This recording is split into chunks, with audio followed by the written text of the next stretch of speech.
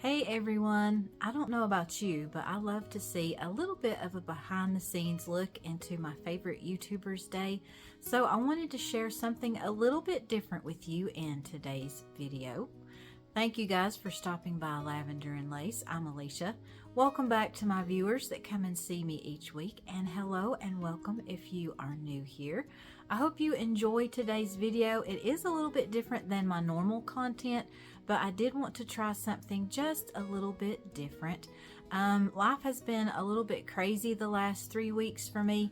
I have been having some health issues, so I've had a lot of doctor's appointments. I've been going to see the chiropractor. I've had to have some tests done. So unfortunately, I haven't had as much time to do some crafting. So I wanted to give you guys just a heads up and let you know that some of my newer videos that will be coming out later on this summer may not have as many DIYs as I normally do, and that is the reason why I'm hoping to get some answers maybe this week or next week at the latest.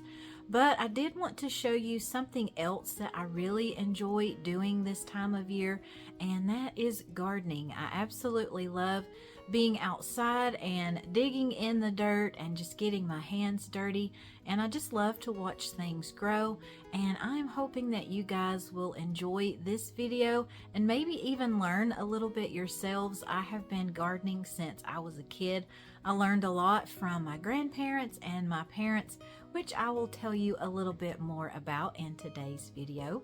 And I'll also have a featured DIY for you in this video, so be sure that you stick around until you see that. It's going to be a really good one, so I don't want you to miss that one. So let's get started with today's video. Anytime we go outside, Zoe is always there with us, so of course she was our garden helper while we have been working on this project.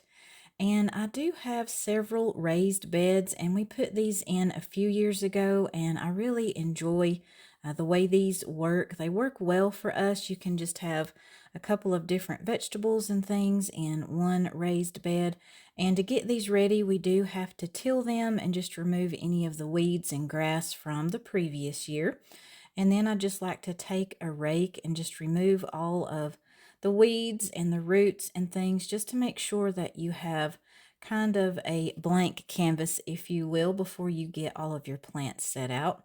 I just use that rake and just rake everything up into one spot and just remove everything. I also like to take out some of the rocks and things as well.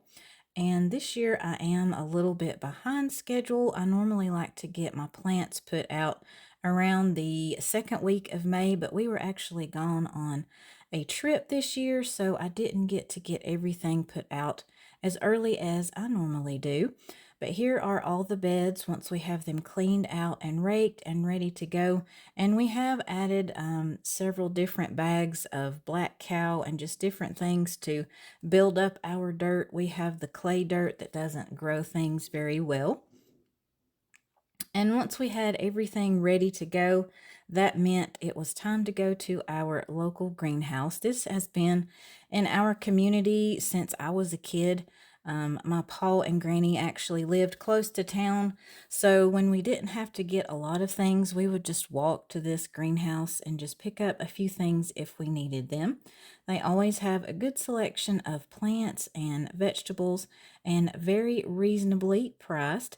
So I picked up a few things. I'm not going to have quite as much as I normally do this year. We are kind of redoing our garden beds this year, and hopefully we'll have a different setup next year. So we picked up some peppers, a tomato, some squash, and butternuts, and I did go back and get some zucchini when they had some more of those on hand. And I like to pick up these plant labels at the Dollar Tree. They're just the little plastic stakes. And I had several of those on hand, so I decided to just label all of my areas. If you garden, you know that your squash plants, zucchini, butternuts, pumpkins all look very similar, as well as the tomatoes. So I just wanted to label everything and make sure I knew what was where so I wouldn't get anything mixed up.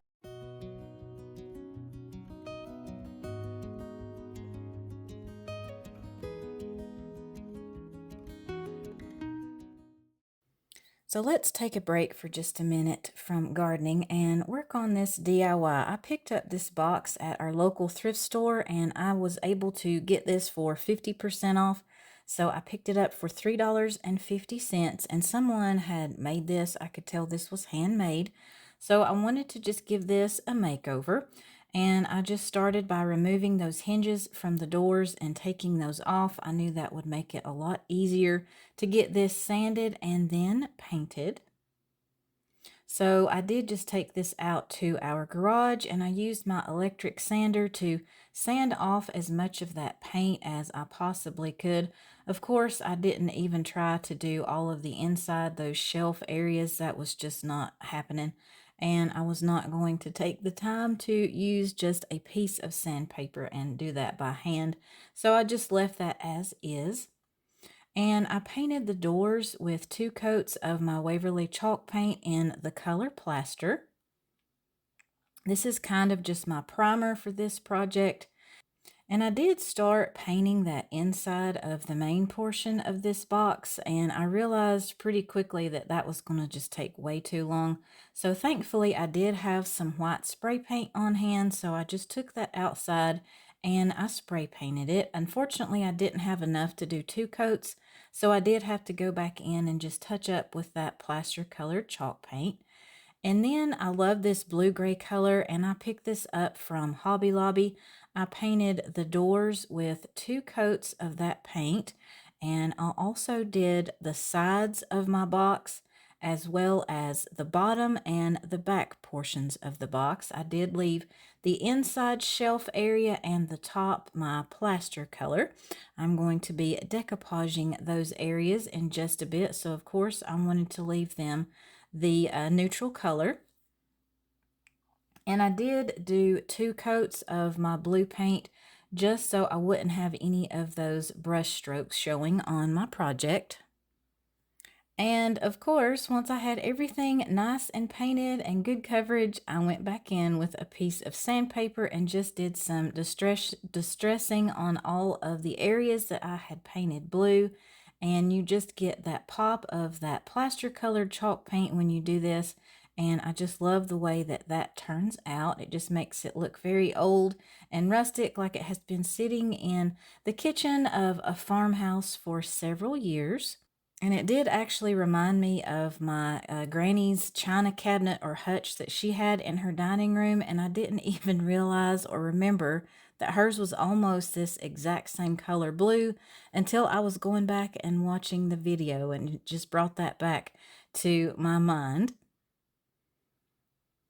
And I couldn't really get that recessed area, the decorative part on the doors very well with that piece of sandpaper. So I just took one of my jumbo fingernail files and went over that just to make sure that that popped a little bit and I got that distressed as well. And I made sure that I cleaned off all that paint dust with one of my large chip brushes. That works really well for me.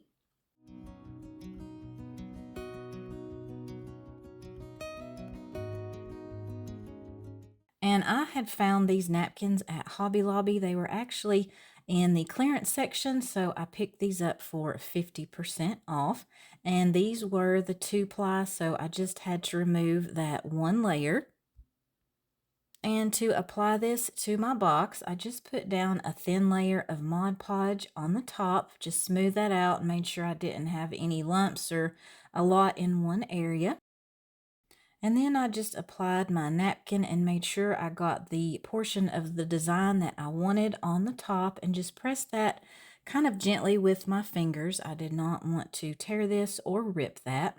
And once that Mod Podge was dry, I just went back in with my fingernail file and just removed any of that excess napkin from around the sides of my box.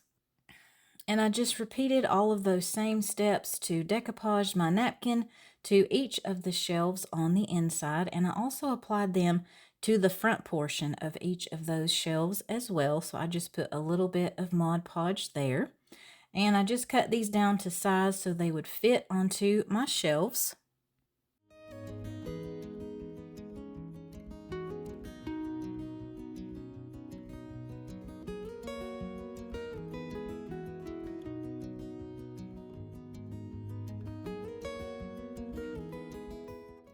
And I used my paintbrush, and I also used a little silicone spatula to help me apply those napkins to the very back and the corners of each of my shelves.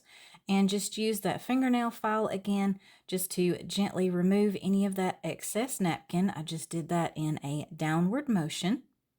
And once that first layer of Mod Podge and napkin were completely dry, I went back in with another coat of that Mod Podge. This will just seal in my napkin and keep that protected.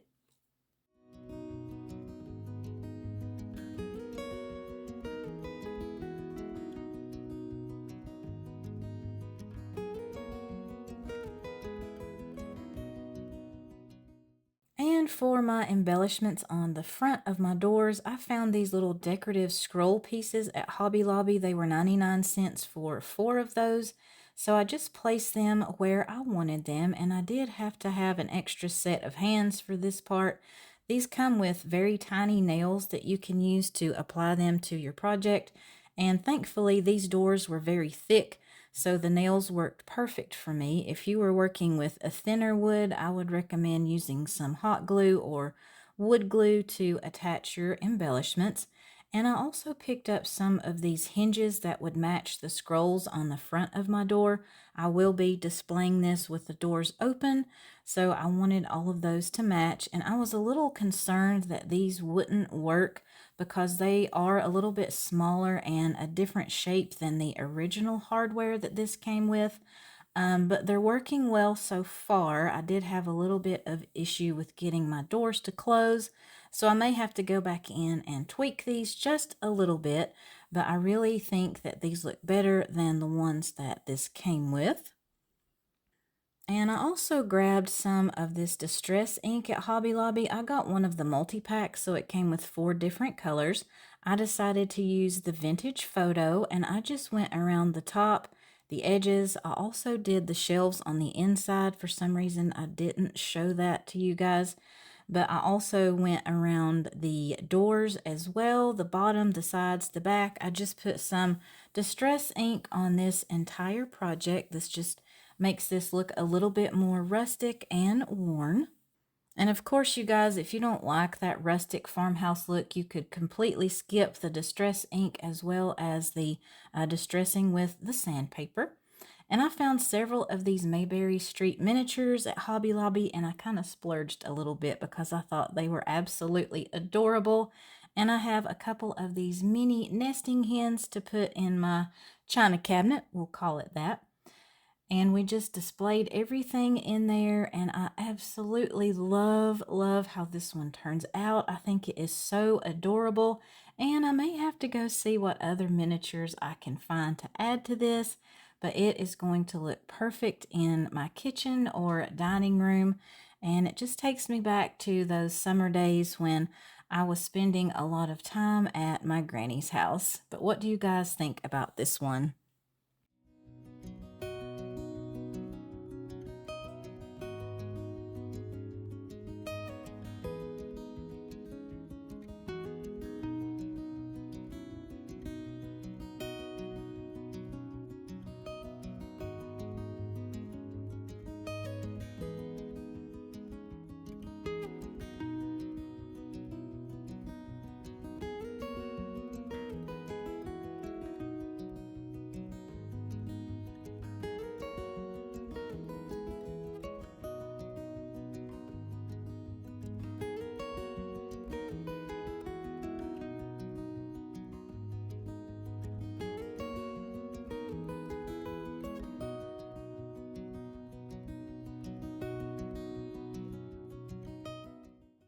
Now that we've had our craft break, let's get back out to the garden. Graceland, of course, has been a big help for me since I have not felt the best in the world for the past month, really.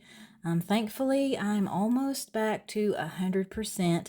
I'm continuing to go to the chiropractor, and that is helping me tremendously. So hopefully, fingers crossed, I will be able to do a lot more projects in the next few weeks or so. So just to get our plants in the ground, all you have to do is make a small hole, and you can do that with a shovel or a hoe, whatever garden tool that you use. And we like to break up that dirt a little bit and the roots as well. That just helps them to transplant well. And I did want to mention that if you do this earlier in the spring, you will want to leave your plants sitting out on, like we do our back porch that's covered. We just leave them sitting out there for a couple of nights. This is called hardening them off.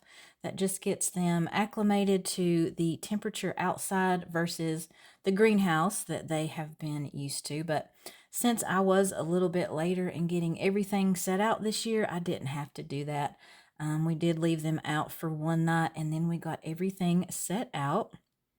I mentioned earlier that I've learned everything about gardening from my parents and grandparents, and that's because every summer we had a garden, so I had to work in not one, but two gardens usually during the summer because my mom and dad both worked.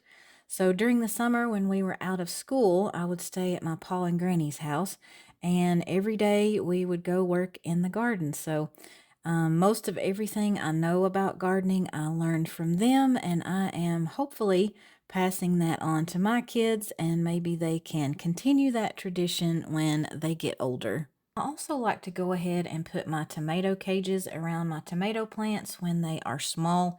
It's just a lot easier versus when they get bigger because you can break the stems and things like that. So we just put those down and made sure that we push those down pretty far into the ground so they won't turn over. And this is how all of my beds look once we have everything set out.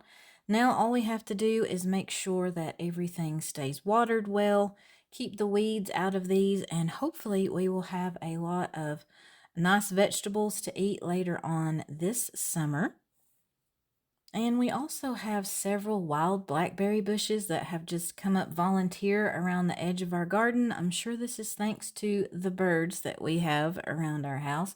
So hopefully we will have a lot of those as well. I like to make blackberry cobbler, blackberry dumplings, and things like that. And I've also planted several different herbs in my garden beds, and these come back every year.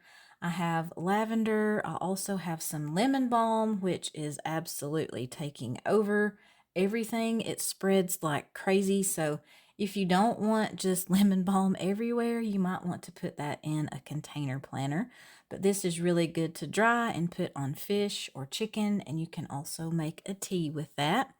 And I also have a huge elderberry bush. We set this out maybe 7, 8 years ago. So we also get elderberry from that and use as medicine. So that wraps up the video for today. I know this is very different from my usual content, but I hope it's something that you guys enjoyed. As I mentioned before, I do like to see kind of other things that my favorite YouTubers do. It just makes them feel a little bit more personable, and I can connect with them a little bit more on a different level. Please give this video a thumbs up if you enjoyed it today, and I hope you will consider subscribing if you haven't done so already. I hope you all have a blessed day, and I will see you in the next one.